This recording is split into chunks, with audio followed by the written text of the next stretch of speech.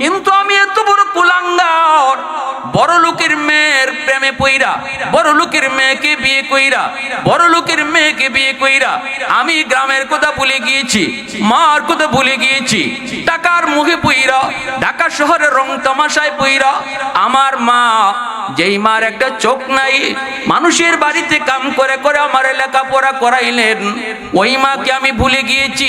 শহরে থাকি, বউ নিয়ে আমি ঢাকা শহরে বাসা করে থাকি, আমার মাকে দেখতে আসি না।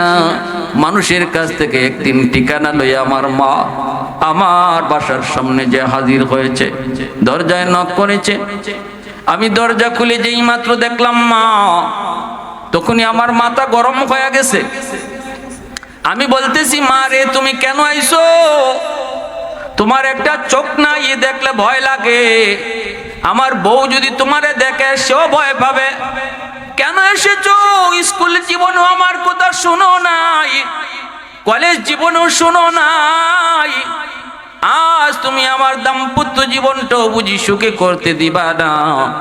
কেন তুমি আইছো? এই কথা কয়ে যখন মার ধমক শুরু করেছি, আল্লাহর আরশটা কাঁপা শুরু হয়ে গেছে রে যুবক।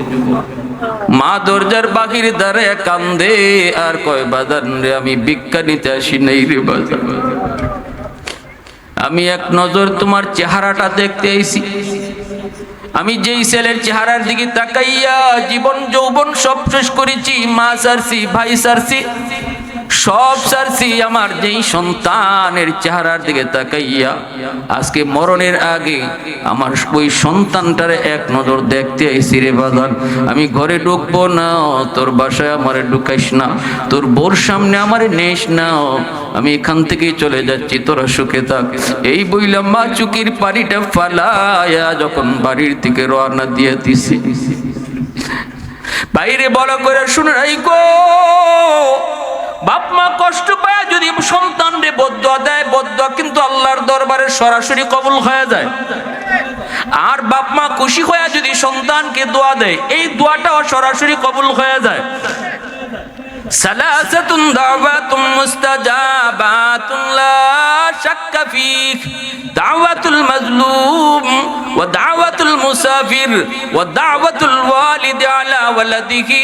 তিন ব্যক্তির দোয়া এবং বদদোয়া দুটোটা আল্লাহর কাছে কবুল। এক নম্বর হলো মুসাফিরের দোয়া বদদোয়া, দুই নম্বর হলো মাজলুমের দোয়া বদদোয়া, তিন নম্বর হলো বাপ মার দোয়া বদদোয়া। ওই অবস্থায় মা কিন্তু বদদোয়া দেয় নাই, মা শুধু বলেছে, বাজান আলেম ওলামার মুখে শুনেছি সন্তানরে যদি বাপ মায় বদদোয়া দেয়, এই বদদোয়া বুঝি সরাসরি আল্লাহর দরবারে কবুল হয়ে যায়।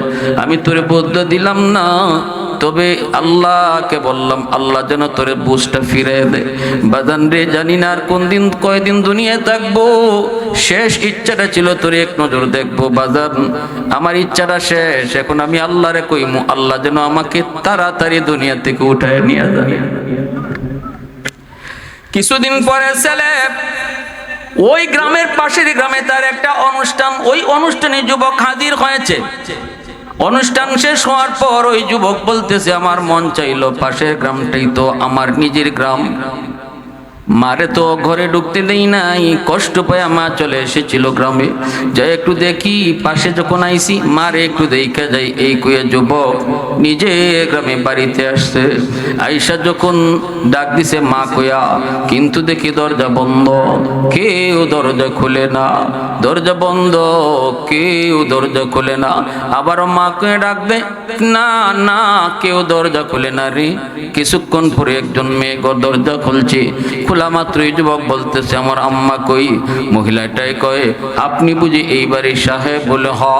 কই আমার মা? এই মেয়েটাই কয়ে,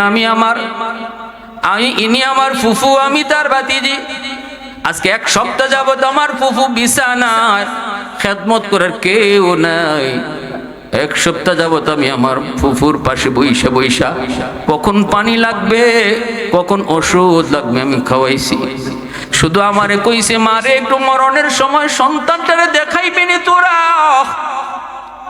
খুব আফসোস করেছিল ফুফু, মৃত্যুর সময় আপনার এক নজর দেখতো, কিন্তু না, আমার ফুফু দেখে যেতে পারে নাই।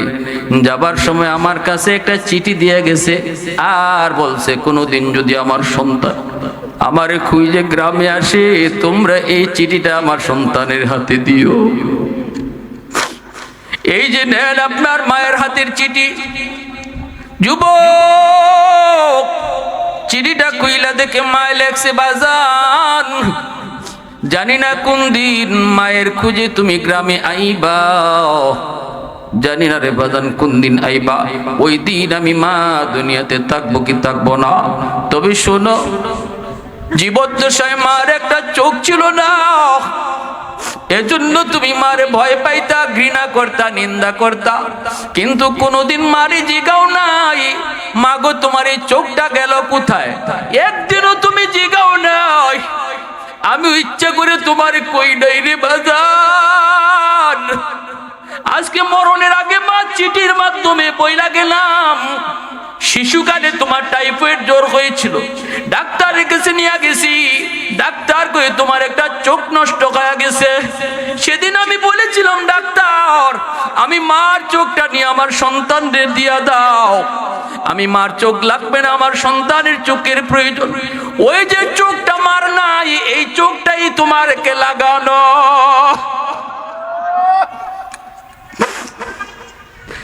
আজকে মার ওই চোখ না থাকার কারণে বুঝি তুমি মার নিন্দা করো। এই চোখটা আমি কারো কাছে বেশি নাই, এমনি এমনি নিজে নিজে নষ্ট করি নাই, তোমারই দান করছি। আজকে যেই চোখ দিয়ে তুমি দুনিয়া দেখো, এই চোখটাই মার দেওয়া চোখ। জোরে কও না সুবহানাল্লাহ, আর একটু জোরে কও না সুবহানাল্লাহ, আর একটু জোরে কও না সুবহানাল্লাহ। আলহামদুলিমান কদ্দারা খাইরাম ওয়া কাবালা, আলহামদুলিমান কদ্দারা খাইরাম ওয়া কাবালা, ওয়া শুকরু লিমান সাওয়ারা হুসনান ওয়া জামালা, ফরদুন সামাদুন আন সিফাতিল খালকি বারিউন, রব্বুন আযালিয়ুন খালাকাল খালকা কামালা, লা জিদ্দা ওয়ালা নিদ্দা ওয়ালা হাদ্দা লিমাওলা, লা জিদ্দা ওয়ালা নিদ্দা ওয়ালা হাদ্দা লিমাওলা, আল আনা কামা কানা ওয়ালাম ইয়ালকা যাওয়ালা, আল আনা কামা কানা ওয়ালাম ইয়ালকা যাওয়ালা। মুসলমানের আওয়াজে কও আল্লাহু আকবার। জন্ম আল্লাহ নবী কই রাদার রাব্বি ফি রাদাল ওয়ালিদাইন ওয়া সাকাতুর রাব্বি ফি সাকাতিল ওয়ালিদাইন। যেই সন্তানের উপরে তার বাপ মা রাজি, ওই সন্তানের উপরে আল্লাহ রাজি। যেই সন্তানের উপরে বাপ মা নারাজ, এই সন্তানের উপরে আল্লাহ নারাজ। অতএব আল্লাহরে যদি তুমি খুশি করতে চাও রে যুবক, ব্যবসা বাণিজ্যে সফলতা চাও, চাকরিতে তুমি প্রমোশন চাও, লেখাপড়ায় তুমি উন্নতি চাও, তাহলে অবশ্যই আল্লাহরে খুশি করা লাগবে। আর আল্লাহ বলে আমি বাপ মা ছাড়া খুশি হই না, বাপ মা খুশি থাকলে আমি আল্লাহ খুশি। একজন মানুষ পাক্কা নামাজ পড়ে, প্রতি বছর হজ করে, কিন্তু মারে কষ্ট দেয়, বাবারে কষ্ট দেয়, মারে বাদ দেয় না, বাবারে বাদ দেয় না। প্রতি বছর হজে যায়, উমরা যায়, নামাজ পড়ে পড়ে কপালে কর ফালাইয়া দিছে, মারে বাদ দেয় না, বাবারে বাদ দেয় না। মনে রাখবা ও যুবক, ভালো করে শোনো, কথা মানলে মানো, না মানলে নাই, আমার কথা আমি কয়ে যাই। আওয়াজ আসতে কেন জোরে বলেন? আমাদের দায়িত্ব কোয়া, কেডা মানবেন আর কেডা মানবেন না, কে কিভাবে নেবেন তাও জানি না। হয়তো অনেকের মনে একটা প্রশ্ন আছে, আমি প্রশ্নের উত্তরটাও দিব। হয়তো অনেকেই মনে এই প্রশ্নটা নিয়ে বসা, হুজুর মা বাবা যদি আমার সাথে জুলুম করে, আমার বাপ মা যদি আমারে কষ্ট দেয়, আমার বাপ মা যদি আমারে ঠগায়, তাহলেও কি আমি বাপ মার সাথে ভালো আচরণ করব? অবশ্যই এই প্রশ্নটা কারো কারো আছে। আমারে যেহেতু অনেকেই ফোন দেয়, আমি তাদেরকে প্রশ্নের জবাবটাও শোনাবো। জবাবটা আমার না, জবাবটা আল্লাহর নবীর দেওয়া, ওই জবাবটাও আপনাদেরকে শোনাবো। মনোযোগ আছে তো ইনশাআল্লাহ? আওয়াজ দিয়ে বলেন আছে তো ইনশাআল্লাহ? ভালো করে শুনেন। আল্লাহর নবী বলেন, আন আবি হুরায়রা রাদিয়াল্লাহু তাআলা আনহু قال قال رسول الله صلى الله عليه وسلم من أصبح مطيعا لله في والديه أصبح له بابان مفتوحان من الجنة।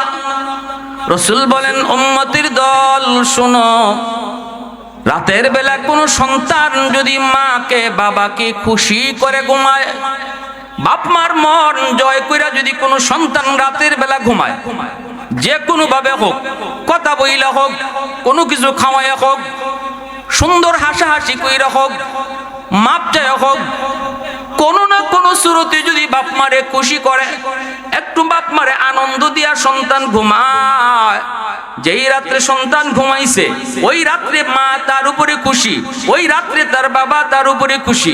রাসূল বলেন সকাল হওয়া মাত্রই ওই সন্তানের জন্য আল্লাহ পাক জান্নাতের দরজা খুলে দেয়। সাহাবীরা বলেন নবী গো যদি একজন হয়, রাসূল কয় একজন হলে একটা জান্নাতের দরজা খোলা। এরপর আল্লাহ নবী যেই কথাটা কয়, ওয়ামান আসবাহা আসিয়ান লিল্লাহি ফি ওয়ালিদাইহি আসবাহা লাহু বাবানে মাফতুহান মিনান নার। আল্লাহ নবী কয় এর বিপরীতে শোনো, রাতের বেলা কোনো সন্তান যদি ঘুমায়, বউ বাচ্চা নিয়ে ঘুমায়, অথচ তার বাবার দিলে কষ্ট, মার দিলে কষ্ট, দিনের বেলা এমন আচরণ মার সাথে করেছে যেই আচরণে মার কলিজায় ব্যথা, বাবার কলিজায় ব্যথা। অনেক সময় অনেক সন্তান বাপ মারে কলিজায় লাগায় কথা কয়, ওই কথায় মার কলিজা পুইরা যায়, বাবার কলিজা পুইরা যায়। রাতের বেলা মা ঘুমাইতে পারে না রে যুবক, চোখের পানি চাইতো নামাজ, তার জীবনের যত রোজা, তার জীবনের যত দান সদকা, তার জীবনের যত হজ, তার জীবনের যত উমরা, তার জীবনের যত তাসবিহ, তার জীবনের যত কোরআন তেলাওয়াত, কোনো কিছুই তার জান্নাতে নিতে পারবে না। যেই রাত্রে মার দিলে কষ্ট দিছে, বাবার দিলে কষ্ট দিছে, শুধু এই গুনার কারণে আল্লাহ তারা ডাইরেক্ট জাহান্নামে নিক্ষেপ করবে। আর যদি কোনো সন্তান রাতের বেলা মারে বাবারে খুশি করে ঘুমায়, বাবার দিলটা বড় খুশি, মার দিলটা সন্তানের উপরে খুশি, ওই রাতে যদি যুবকের মরণ হয়, তার জীবনে যদি বেশি নেক আমল নাও থাকে, শুধু এই আমলটা আছে, এই তার জীবনে এমন কোন নেক আমল আর বেশি কোন নেক আমল নাই, কিন্তু এই আমলটা আছে, আজকে রাত্রে মারে খুশি করেছে, বাবারে খুশি করেছে। রাসূল কয় মরতে দেরি, জান্নাতে ঢুকতে দেরি হবে না। এটা তো পাওয়ারফুল একটা আমল, এত মজবুত আর শক্তিশালী একটা আমল যে বাপ মারে খুশি রাইকা দুনিয়া থেকে বিদায় হওয়া। আওয়াজ দিয়ে বলেন সুবহানাল্লাহ। আপনাদের অসুবিধা হইতেছে ভাই? আজকে আমাদের সমাজ প্রায় নষ্টের দিকে, ঠিক কিনা জোরে বলেন? সমাজ আর সমাজ নাই, সমাজ আর সমাজ নাই। সন্তান বেলাইনে বেফতে চলে যাইতেছে, কত মা কান্না করে করে আমাদের কাছে নালিশ করে, কত নালিশ করে, কান্না করে করে নালিশ করে। সাহাবী বলেন কিলা ইয়া রাসূলুল্লাহ, ওই প্রশ্নটা আইছে এখন আপনাদের অনেকের মনে যে প্রশ্নটা, এই প্রশ্নটা এখন সাহাবী করতেছেন নবীকে। কিলা ইয়া রাসূলুল্লাহ ওয়া ইন যালামা, নবী যখন এই ওয়াজটা করছেন, বাপ মারে খুশি করে ঘুমাইলে জান্নাত, বাপ মারে নারাজ করে ঘুমাইলে জাহান্নাম। সাহাবী একজনে বলেন ইয়া রাসূলুল্লাহ, আমার মা যদি আমার উপরে জুলুম করে, আমার বাবা যদি আমার উপরে জুলুম করে, জমি জমা আমারে ঠগাইছে, আমার বাইরে ভালো জমি দিছে, আমার সন্তানরে কম মায়া করে, আমার ভাইয়ের সন্তানরে বেশি মায়া করে, বাবা দুনিয়া থাকতেই এক ভাইয়ের নামে বেশি জায়গা দিয়ে গেছে, আমার সম্পদ কম দিছে, এমন অভিযোগ আসেনি না নাই? জোরে বলেন আসেনি না নাই? এটার জবাব শুনবার ইচ্ছা কার কার আছে? একটু হাত তুলে আল্লাহরে দেখান। আল্লাহ কবুল করো, জোরে কোন আমিন। নবীজিকে এই প্রশ্নটা করেছেন সাহাবী। এবার আল্লাহ নবী জবাবে বলেন ওয়া ইন যালামা ওয়া ইন যালামা ওয়া ইন যালামা। সাহাবী বলেছেন নবী গো যদি বাপ মায়ে জুলুম করে তবুও কি ভালো আচরণ করব? রাসূল বলেন যদি জুলুম করে, জুলুম করে, জুলুম করে। কয়বার কইছেন? জোরে বলেন, জোরে বলেন। একবার না তিনবার? রাসূল বলেন যদি জুলুম করে, জুলুম করে, জুলুম করে, তবুও সন্তান বাপ মার সাথে ভালো আচরণ করতে হবে। সুবহানাল্লাহ। এবার আপনারা প্রশ্ন করবেন, হুজুর তাহলে বাপ মা যে অন্যায় করলো, এই অন্যায়ের কি কোনো শাস্তি নেই? অবশ্যই শাস্তি রয়েছে।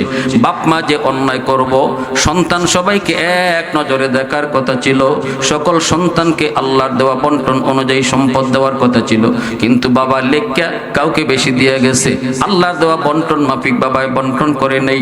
এই যে অন্যায় বাবায় করলো, মায়ে করলো, কিয়ামতের ময়দানে আল্লাহর আদালতে বিচার হবে। কোথায়? জোরে বলেন কোথায়? আল্লাহর আদালতে বিচার। কিন্তু দুনিয়ার নিজামের ক্ষেত্রে রাসূল কয়, দুনিয়াতে কোনো সন্তান এর বদলা নিয়া বাপ মার সাথে খারাপ আচরণ করতে পারবে না। কারণ বাপ মা তার কাছ থেকে ভালো আচরণ পাও না শুধু এক কারণে, সেটা হলো তার মা তার বাবা যাদের উসিলায় সে দুনিয়া দেখছে। শুধু এই কারণে বাপ মা তার কাছ থেকে ভালো আচরণ পাও না। এবার বাপ মা তার সম্পদ দিলে দেখ, না দিলে নাই, কিছুই যদি না দেয়, সন্তানদের যদি কিচ্ছু না দেয় বাপ মায়, তবুও সন্তান বাপ মার সাথে খারাপ আচরণ করতে পারবে। সিদ্ধান্ত আমার না রাসূলের? আমার যদি হইতো তাইলে আপনারা আমার এই গান ওয়াজ থেকে নামে এখন আটকাইতেন। হুজুর কি কইলেন বুঝি নাই, কথাটা যুক্তি মিলল না, আমাদের তো বুদ্ধিতে ধরে না। কিন্তু কথাটা তো আমার না, সরকারে দু জাহান নবী মুহাম্মদুর রাসূলুল্লাহ, আমার নবীর কথার উপরে কোনো কথা জোরে বলেন। আমার মতে মত নয়, নবীর মতে মত, এর নাম উম্মত। উম্মত কারে কয়? নিজের মতে যে চলে সে উম্মত না, নবীর মতে মত যার সে উম্মত। ভালো করে মুখস্থ করবেন, উম্মত কে? নিজের মতে মত না নবীর মতে মত? নবীর মতে। একটা বাস্তব ঘটনা শোনাই, কেমনে শাস্তিটা পাইছে, মার বদ্দুয়া কেমনে লাগছে, বাস্তব ঘটনা শোনাবো। মার বদ্দুয়াটা কিভাবে দুনিয়াতে নগদ লাগছে। আরেকটা ঘটনা শোনাবো, মার দোয়াটা কেমনে দুনিয়াতে নগদ পাইছে। করাচির হযরত হাকিম আখতার সাহেব রাহিমাহুল্লাহ বহুত বড় বুজুর্গ, করাচির মসজিদে নামাজ পড়েন। দেখেন একজন যুবক বড় সুন্দর করে নামাজ আদায় করলো। হুজুর নিজের মুখে এই বয়ান করেছেন, হুজুর তার কিতাবের ভিতরে এই ঘটনা তিনি লিখেছেন। হুজুর বলেন, আমি নামাজ শেষ করার পর ওই যুবককে ডাক দিয়ে কাছে আনলাম, আইনা যুবককে জিজ্ঞেস করতেছি, যুবক এত সুন্দর করে নামাজ আদায় করেছো, কিন্তু ডান হাতটা কাপড় দিয়ে পেঁচানো কেন? যুবক কই, হুজুর আমার ডান হাতের মধ্যে পচা শুরু হয়েছে, পচা। কাপড় দিয়া যদি পেঁচায় না রাখি মসজিদের ভিতরে কেউ টিকতে পারবে না দুর্গন্ধে। আল্লাহর ওলি কই, যুবক একটু দেখাইবানি। দেখাইছে, দেখে উপরের দিকে খালি উঠে।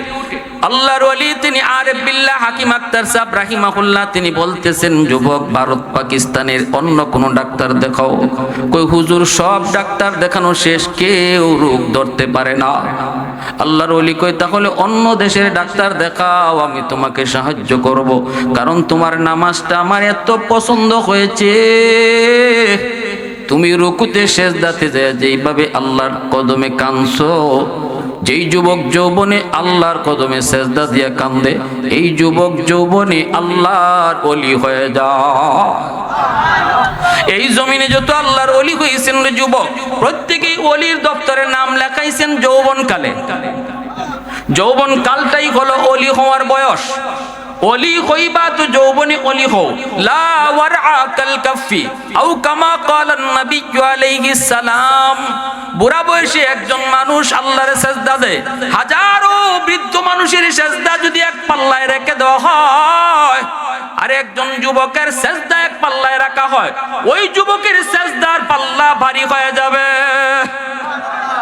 কারণ যুবক যৌবনে তারে চায় গুনাহ করতে, যৌবন তারে ডাকে গানের আয়োজনে, যৌবন তারে ডাকে যাত্রার প্যান্ডেলে, যৌবন তারে ডাকে গাঞ্জা খাইতে, যৌবন তারে ডাকে ইয়াবা খাইতে, যৌবন তারে ডাকে চুরি করতে, যৌবন তারে ডাকে ডাকাতি করতে, যৌবন তারে ডাকে মারামারি করতে, যৌবন তারে অন্যায় কাজের দিকে নিতে চায়, জিনা ব্যভিচারের দিকে নিতে চায়। কিন্তু যেই যুবক তার ওই পাগলা ঘোড়ারে চালায় না, লাগাম টান দিয়া ধরে, ঘোড়া চলতে দেয় না, যেদিকে মন চায় এইদিকে যায় না, না তার অন্তরে আল্লাহর ভয়, আল্লাহর ভয় যে যুবকের কলি যায়, দুনিয়ার নাপাক প্রেম অন্তরের মধ্যে জন্ম দেয় না, অন্তরের ভিতরে জন্ম দেয় না। কারণ আল্লাহ পাক মানুষকে বড় আদর করে বানাইছে। আসমান আল্লাহ বানাইছেন কুন ফায়াকুন বইলা, জমিন আল্লাহ বানাইছেন কুন ফায়াকুন বইলা, ফেরেশতা আল্লাহ বানাইছেন বানাইছেন কুন ফায়াকুন বইলা, কিন্তু আমারে আপনারে আল্লাহ পাক কুন ফায়াকুন বলে বানায় নাই। আমারে আপনারে যখন আল্লাহ বানাইছে, আল্লাহ বলতেছে খলাকতু বিয়াদাইয়া, আমি আল্লাহ আমার নিজের হাত দিয়া বান্দা বান্দিরে বানাইছি।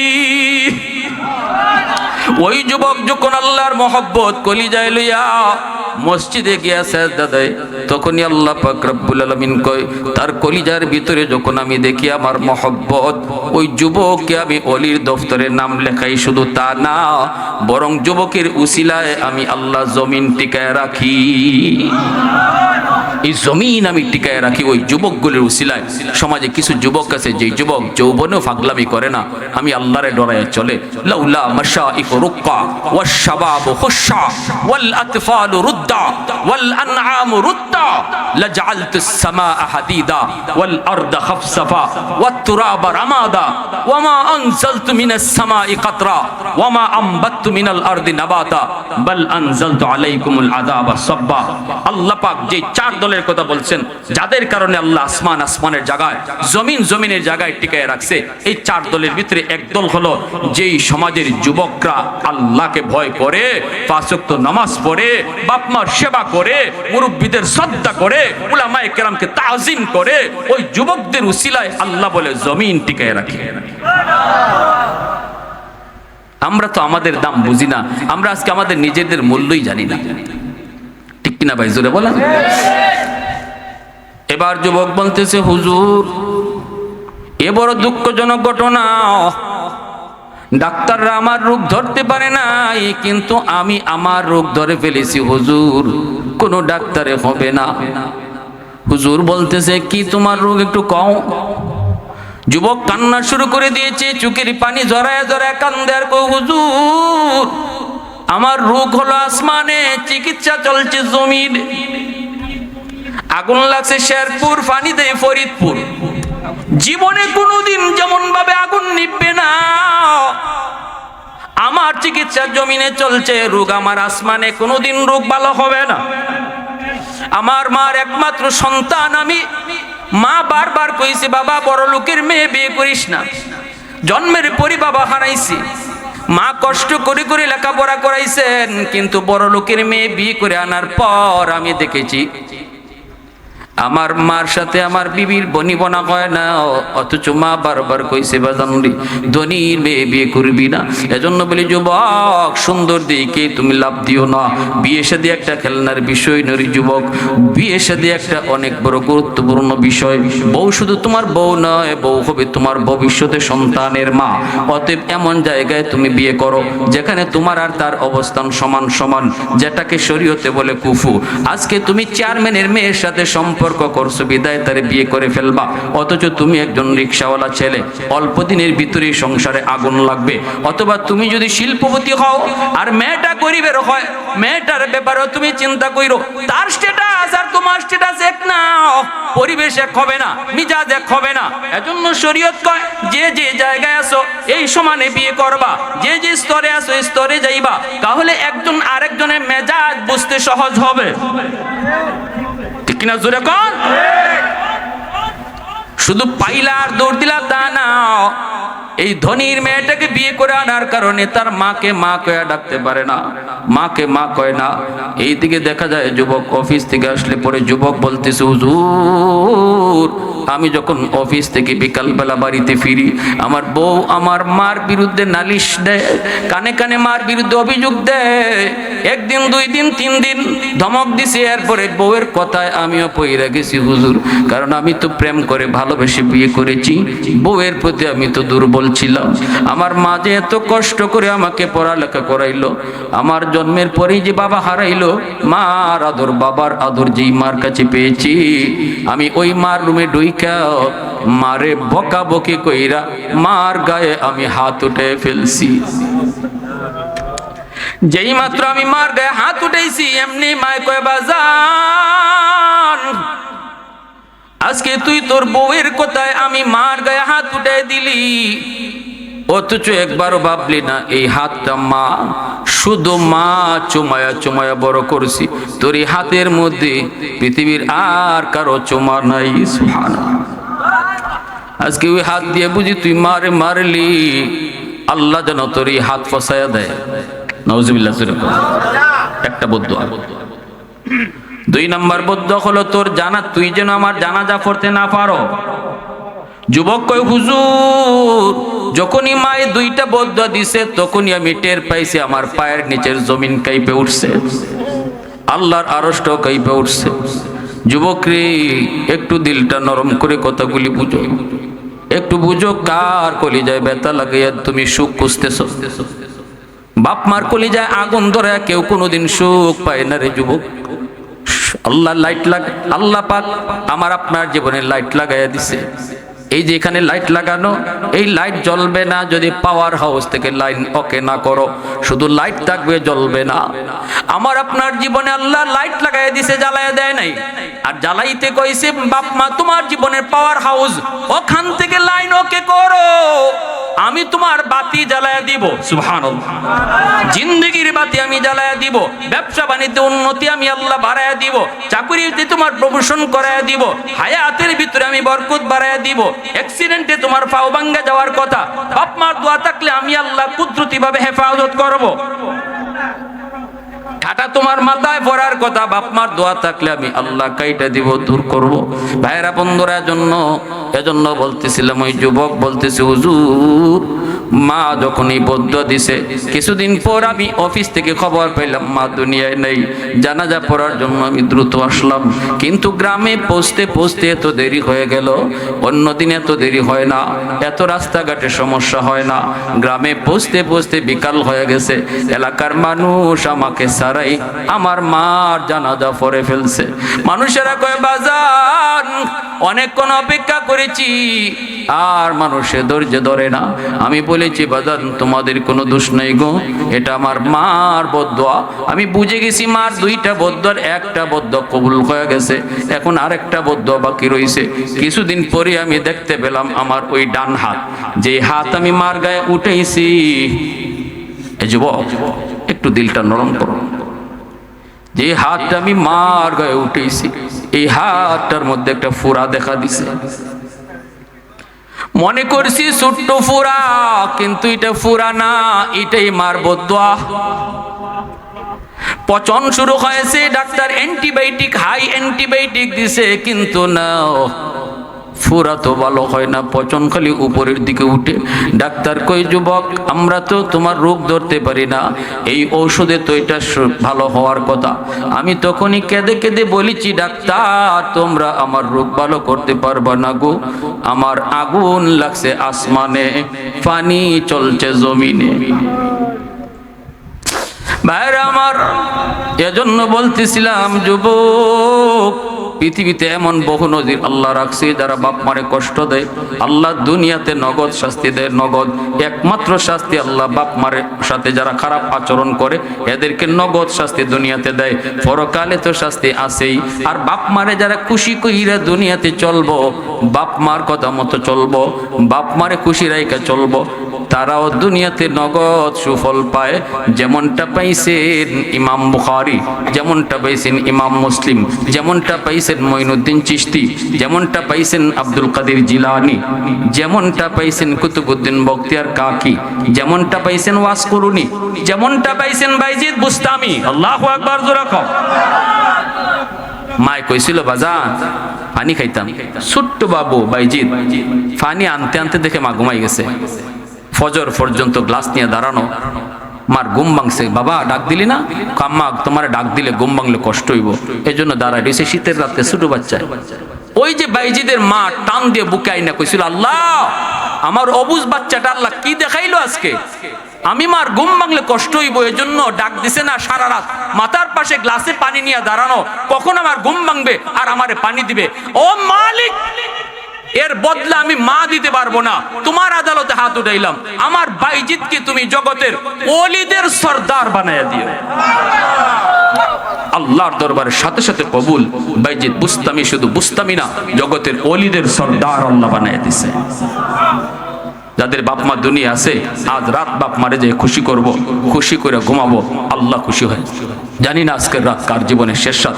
যদি মা বাবারে খুশি করে ঘুমাই, মাথায় একটু তেল দেও না, বাপ মারে খুশি করতে লক্ষ টাকা লাগে না, বোয়াল মাছ খাওয়াইতে হয় না, মুখ ভরে আম্মা কুয়ে ডাক দিও, মুখ ভরে ভরে আব্বা কুয়ে ডাক দিও, দেখবা বাপ মার দিল খুশি হয়ে গেছে। বাপ মা সন্তানের আম্মা ডাকটা শোনার জন্য খাকা করে দিল, বাবার আব্বা ডাকটা শোনার জন্য খাকা করে। সন্তান বৃদ্ধ হলেও বাপ মার কাছে কখনো বড় হয় না, ছোটই থাকে। যে সন্তান মাকে বাবাকে বেশি বেশি আব্বা আম্মা ডাকবে, এই সন্তানের উপরে বাপ মা খুশি থাকে, ঠিক না? বেশি বেশি ডাকবা। আর রাতে ঘুমাইবার সময় একটু তেল লাগাই দাও না, দেখবা মা খুশি। বাবার পায়ের তলায় একটু তেল লাগাই দাও, মশাইটা নিজে টানাই দাও, বউরে দিয়ে না, বাবার মশাইটা তুমি নিজে টানাও, আব্বা আমি মশাই টানাই দিতেছি, আম্মা মশাইটা আমি টানাই দিতেছি। সন্তানের দিলটা বা মার দিলটা খুশি হয়ে যাবে। অসুস্থ বাবার মাথার পাশে বৈশাখ কপালে হাতটা রাখো। আরে ডাক্তার পরে আনো না, আগে তুমি নিজে কপালে হাতটা দিয়ে কও না, আব্বা এখন কেমন লাগতেছে, দেখবা বাবা অর্ধেক সুস্থ হয়ে গেছে। বাপ মার দিল খুশি, আল্লাহ বলে আমি আল্লাহ খুশি। আজকে রাত বাপ মারে খুশি করব। আর যাদের বাপ মা দুনিয়াতে নাই, যারা কবরে চলে গেছে, তাদের যে 5টা আমলের কথা কইছিলাম, আজকে 5টা আমল শেষ করার মতো কোনো সুযোগ নেই। শুধু একটা আমলের কথা কইলাম।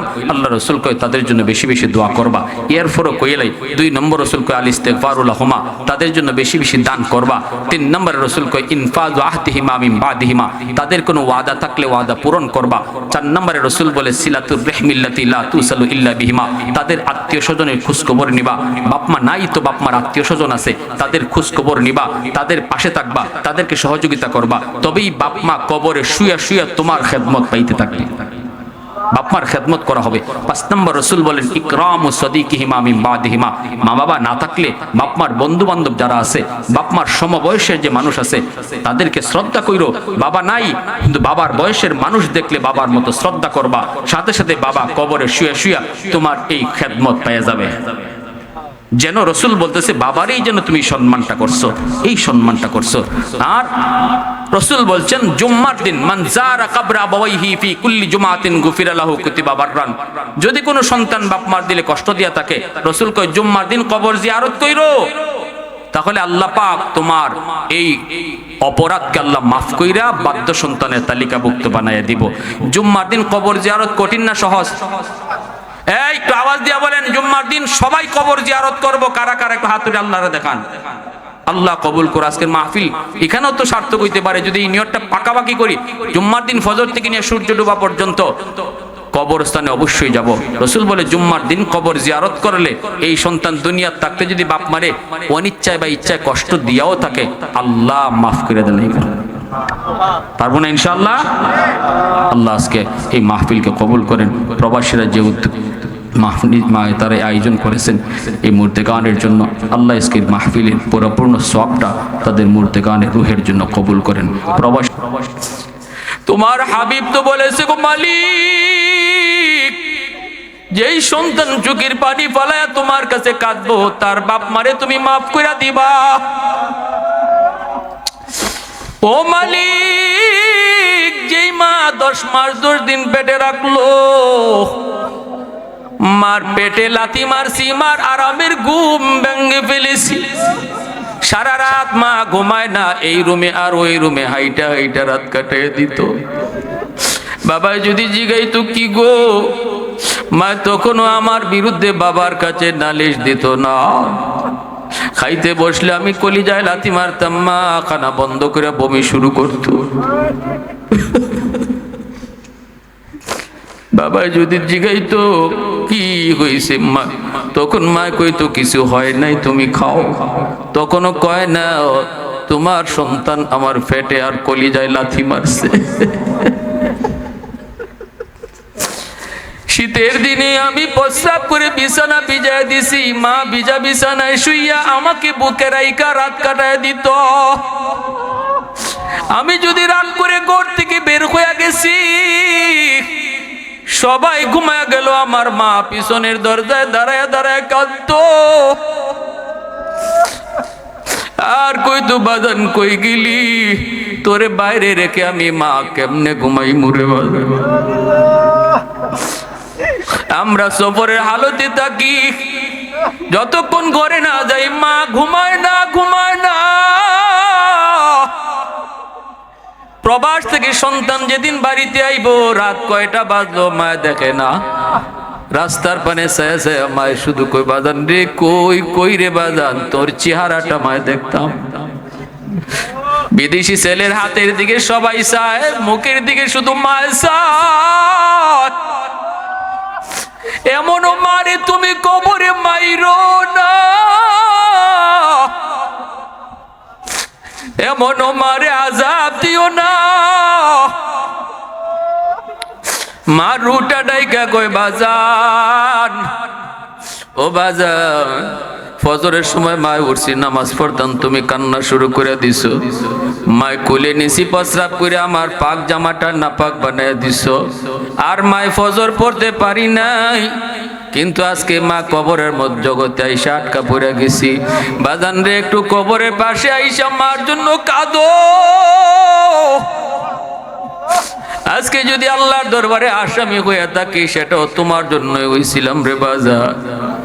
একটু আল্লাহর কাছে চোখের পানিটা ফেলায় কান্দো, তোমার কান্নার উসিলায় আল্লাহ মার কবরের আযাব মাফ করে দিবে।